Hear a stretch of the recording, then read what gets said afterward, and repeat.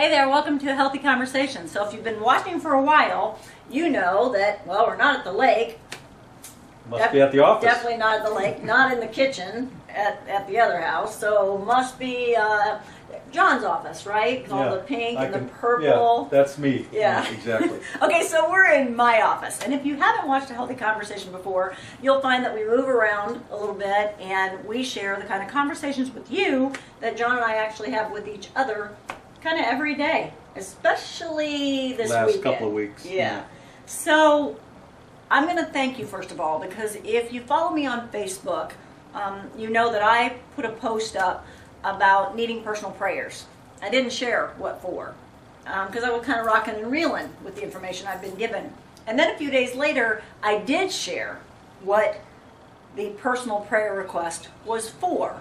And I told you that I'd been to a doctor's appointment, and the doctor looked at me and said, quite frankly, Donna, I'm surprised you're even still here. Now, I was rocking and reeling a bit, like I said. Just a bit. Called you a little frantic. More on that in just a little bit. You need to be your own doctor. People have pain, they have low energy, digestive issues, headaches, they don't feel good, they're going to go to the doctor. Just like you did when you had a condition many years ago, found out it was cancer. But we found out you have to be your own doctor. As a matter of fact, we've decided to tell people that if you're going to go to the doctor, take somebody with you, right? Ask the smart questions like you did, because when you have cancer, your brain is mush, so you can't think to ask the really smart questions. So that's where you came in. So let's go with what happened with cancer. Well, after I had been diagnosed with cancer and had the surgery, the next course of action was within, I think, about a week after the surgery, go back to the doctor and find out what the next course of action is. Well, the surgeon says, well, we all met here and we decided that we are going to give you a complete lymph node dissection, and then we're going to give you chemotherapy. Better known as gutting you, because they wanted to cut him open from his collarbone to his pelvic bone, open, and remove all the lymph nodes. All the lymph nodes, okay. So we said, we didn't really like that diagnosis, so we said, let's go up to Cleveland Clinic, get another diagnosis. So we were recommended to a doctor up there. Well, another surgeon up there. Yep. Surgeons like to do surgery.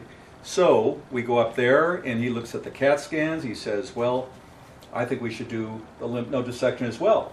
Second doctor who told us he needed to be completely cut open and scooped out. Yeah.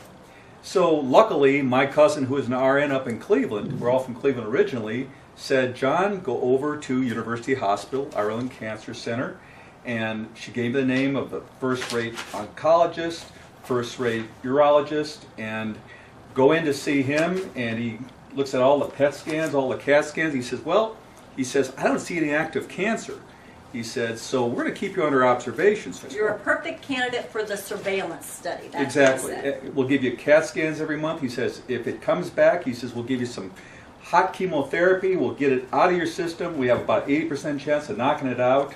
And I said, well, doctor, I said, these other two doctors wanted to do a lymph node dissection on me. He says, and I can still see him like he's standing right there, and the guy's passed away. He's an angel as far as I'm concerned. He says, those things are completely useless. We haven't done them in the last 10 years.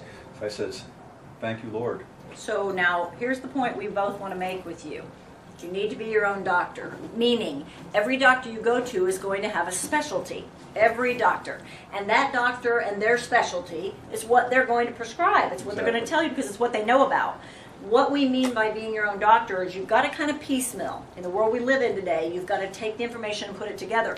I am telling you, you need to take someone with you, with a notepad, with good questions, and ask these good questions.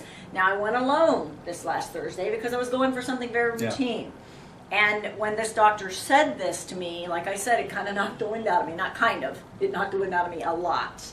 And I'm thanking you for your prayers. I'll fill you in more later what's happening. I have decided that I'm going to be here for a very, very long time because I have to give him a hard time. Somebody has to get irritated. Yeah, if nothing else, I've just got to be here to make John's life interesting. The bottom line is, with my situation and because of the 2030 fast track plan you've heard us talk about a lot, I now am talking to, did I tell you 7 when I was talking about this? 7 different people, right? Oh. When we were talking earlier, on the phone today. 3 or 4. I think now you've got a couple of more going. No, on. it was 7. It was Okay. 7. But listen, he doesn't listen to anything I say ever. Why Apparently, should I? this is why we talk to you guys so that they can actually think that we listen. Get to caught up. Yeah. Anyway, 7 different doctors and hormone experts who are all saying something different. I had one anti-aging doctor who we're looking to be a hormone expert who said to me, "You're the healthiest person I've ever had in my office. Oh my gosh, this is wonderful." And then I had the guy last Thursday tell me, How you're alive. "I can't believe you're not dead." So, more on that later. Be your own doctor. Piecemeal. Go to different places. And you know how they used to say second opinion? Yeah, I think we're going to kibosh that. We're going to say second, Third Third, opinion. Yeah. Maybe fourth. a 4th. yeah, and you matter. Take care of you.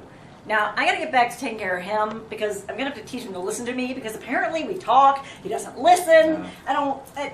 Selective hearing. Oh! Thanks for tuning in. See you next time.